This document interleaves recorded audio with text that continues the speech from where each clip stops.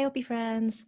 Today marks my 22nd video. I can't believe that I actually stuck to a habit of putting out a video every single day. As someone who struggles with consistency, I'm very proud of myself for that. Yeah, I can't believe I've done 22 videos. How cool.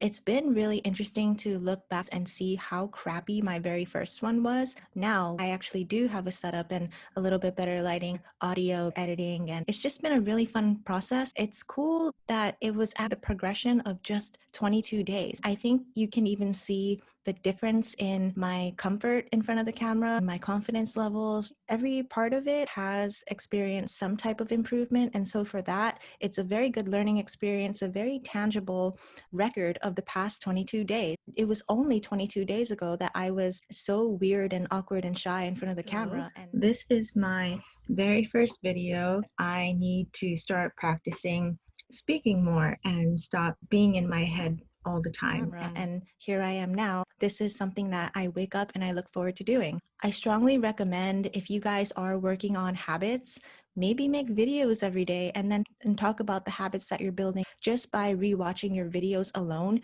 you're gonna visually see, wow, only 22 days ago, only 30 days ago, this is what I was doing, and look at me now. Whether this channel goes anywhere or not, this has been an amazing tool for self-growth and a great creative outlet, and I'm so glad that I did this. So yesterday's golf event was okay. It was a charity golf event, and we went to go serve my dad's beer and 4 beers for all of the attendants who were playing golf. I don't know about other INFPs, maybe other introverts. Those types of volunteer situations are the worst for me. First of all, you're just standing around waiting to be useful or waiting until the event starts, and you're surrounded by a bunch of just strangers and they're all engaging in small talk. Those are the most exhausting situations to me, where I just want to leave. I just want to have my alone space and I just don't want to be there. I think situations where I have to wait around while surrounded by strangers are some of the most stressful to me. Not just stressful, it's very exponentially draining. I become very cranky and irritable and I don't want to be there, and I'm sure it shows all over my face. So yesterday was one of those situations. The good thing was I had my laptop, so I just plugged my headphones in and I was just editing and I kept myself busy, and that helped to pass the time. It sort of gave a visual cue like, oh, I'm busy, don't bother me, don't small talk with me. But then my laptop died 2 hours into the event. I was getting pretty cranky, and you can kind of feel it building up inside you, right? You can feel the bitchiness starting to come out.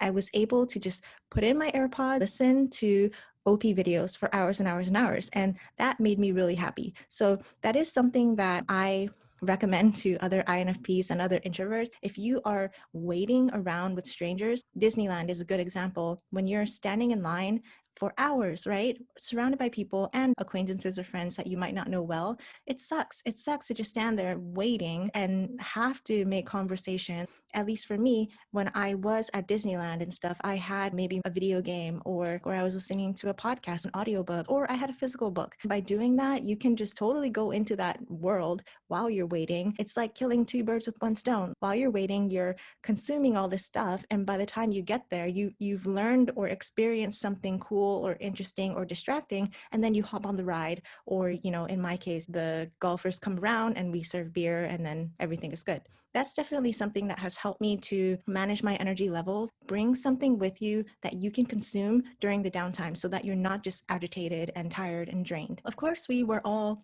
wearing masks, so it's not like you can see everybody's faces, but I've always had this thing where I look a lot younger than I really am. People will ask me, "Oh, so are you back from high school or are you back from college?" And I have to be like, "No, I've been graduated for a long time," and it's always that awkward something about me and my age. I've never felt comfortable with it. I've always felt too young, or I was older than they thought. And so I never quite knew how to triangulate that situation. I think it's still something that I'm a little bit uncomfortable with. This is the first year where I have felt a lot more comfortable with my age. And I know age is just a number.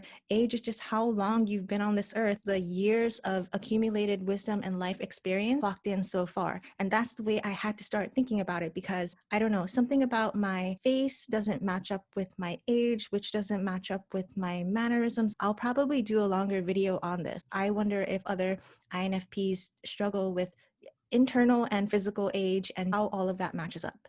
I'm also curious what types of social media that INFPs typically engage in. I do love Instagram because it's very visual, and with the caption, the whole feed is also another step back. I do like Instagram, and I used to use Snapchat a lot until Instagram released Instagram stories. I have stopped using Snapchat, although I do like Snapchat's filters a lot better than Instagram. I do think they have superior filters. So once in a while, I'll do selfies on Snapchat and then post it on Instagram. I would say Instagram is the social media app that I use the most.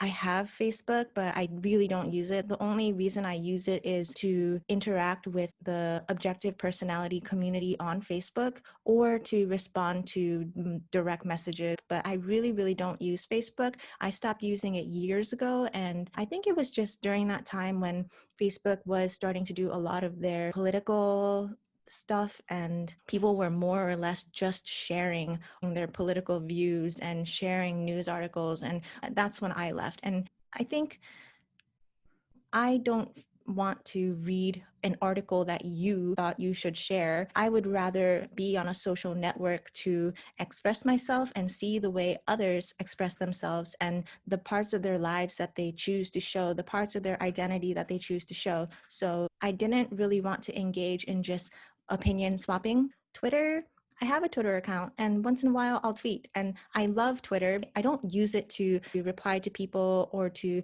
keep up with any trending situations.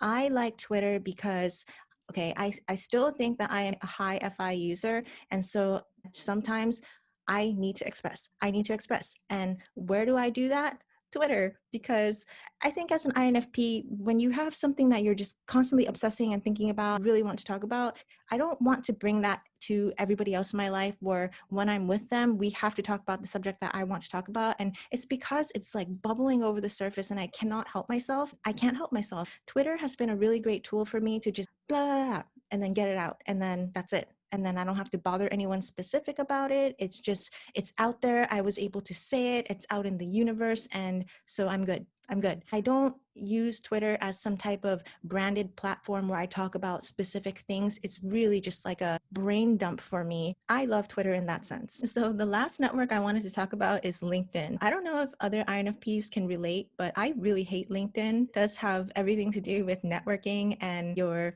past experiences and connections, and it's all things that I don't really care for because it has nothing to do with expression, I guess. And I know that sounds silly. LinkedIn is a very useful tool if you're looking for business connections. It is incredibly useful. But for me, just getting my LinkedIn notifications are so stressful. And I know that I have to update my LinkedIn. I haven't updated it since my last job. So my last job is still on there. But for some reason, I just cannot get myself to log in and manage it because I just don't care. I should probably just take it down, honestly, because I'm probably confusing people who do look me up. What about you guys? Do you guys have a LinkedIn? Do you use it? Do you like it? How do you feel about it? I'm okay with people scrutinizing me if it's for my personality or my creativity, but when it comes to my achievements, my skills, me having to prove something, my usefulness, that is when I'm kind of like, no, thank you. It's just not interesting to me, but I know it is an incredibly useful tool.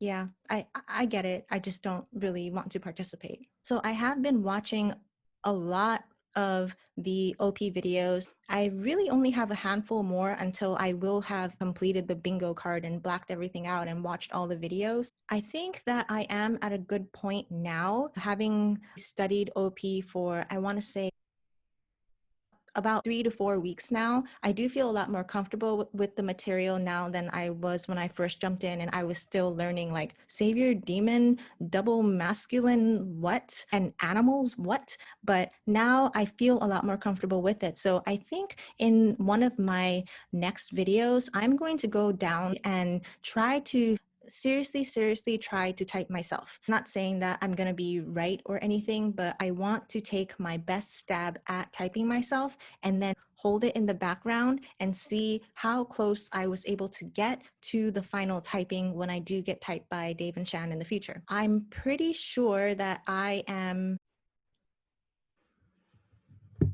Actually, I take that back. I don't even know anymore if I am an observer or a decider because an observer is relatively balanced with the self and tribe, but feels stuck when it comes to control and chaos. And I definitely know people in my life who are actual IJs, and they do need to have that control over their lives and over their belongings and over their schedule and over their planning. And I'm definitely not that. So by process of elimination, that would make me a decider. But a decider is an IP or an EJ that relatively is balanced with chaos, but feels stuck when it comes to self and tribe. I think that I do have that sense of being stuck with self and tribe, but I also don't feel like I'm necessarily that balanced with control and chaos. I'm relatively calm when it comes to control and chaos. Like I know that these things are happening around me and I'm letting things slip and that at some point it's all gonna come crashing down, but I guess it doesn't really bother me on a day-to-day basis. So maybe I am a decider, which would make me an IP or an EJ. So on the identity versus tribe, this is another one where I'm not really sure because if I am identity, which I think I am, it would be FI or TI, and someone with identity is prioritizing their personal values and reasons first, and then seeking the spectrum of the tribe's value reasons. Versus if you are tribe oriented, which is FE or TE, then you would prioritize this tribe and then seek your personal values and reasons. So that's another one where I'm stuck because I think deep down inside, I know that I am very self over tribe. That's the way I see myself is self over tribe. But I wouldn't have the self esteem issues and just the constant battle in my mind of people issues if I didn't feel stuck with that. The fact that I feel responsible for it and that it's almost out of my hands, does that prove that I am tribe oriented and that I am FE or TE? Maybe. I feel so stuck in the middle. Am I identity or am I tribe? I'm not sure. I want to say identity, but I don't know. When it comes to OP, I'm not sure. When it comes to me being an organizer or a gatherer, I think I'm definitely a gatherer. I do still think deep down that I am FINE. So the NE is really going out and gathering all of the new facts and concepts and then organizing everything later. I am definitely that. And I think that a few other typers saw that in me where they said, you are definitely OE, which is extroverted observing. And I think that's referring to NE. I mean, they came back with FESE. So SE is extroverted observer as well. So I don't know.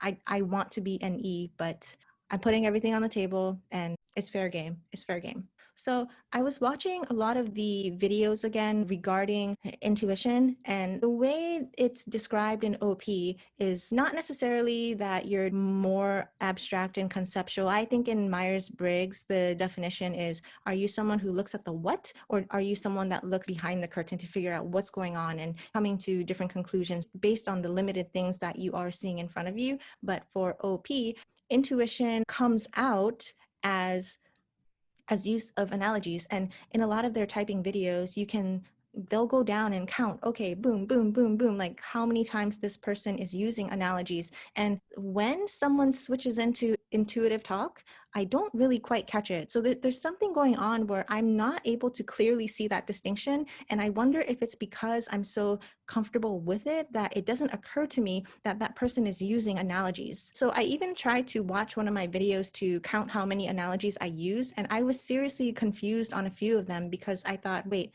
does this count as an analogy where I am describing something real but in relation to what I'm talking about, but it's still something real, I'm actually talking about the real thing? Or so there were a lot of individual ones where I couldn't quite discern whether I was using analogies or not. And so this makes me think that I might be more balanced on sensing and intuition than I originally thought. But I'm not sure because again in my videos I'm trying to decipher functions and things. So I don't know. If you heard me in a conversation with someone else, I feel like the way I talk and the things I talk about are a lot different.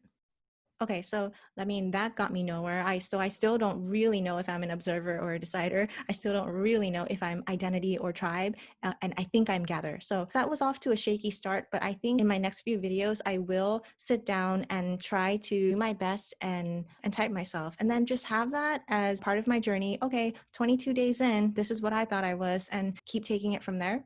I'm still unofficially typed, but up in the running is SIFI, FESE, TESE, FINE, And I've even got a few of you that said perhaps I am an ENTP or maybe I am an ENFP. And I don't know. It's entirely possible that maybe I am an INFP in both Myers-Briggs and OP, but maybe in OP, because of my animals, I come across as a little bit more extroverted than the average INFP.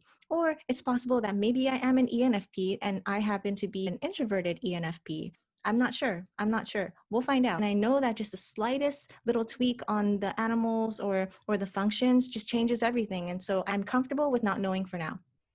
OP has been very interesting to me because when you're coming from Myers-Briggs and there's only 16 personality types, it is pretty easy to assess yourself because you're only assessing it to get 16 different outcomes. But when it comes to 512 different outcomes, the questions and answering those questions do become a lot harder. It's a lot harder. It's a lot more nuanced, and you can't just rely on yourself because now you're tapping into your unconscious behaviors and the things you feel responsible for and the things you feel stuck on. This is such a fascinating experience, and I do recommend that anyone who's in the Myers-Briggs world go learn about OP. You don't have to believe in it. You don't have to think it's valid. I have said in my videos, I'm not sure that you can consider it objective, but they are really onto something with all of the patterns that they've discovered.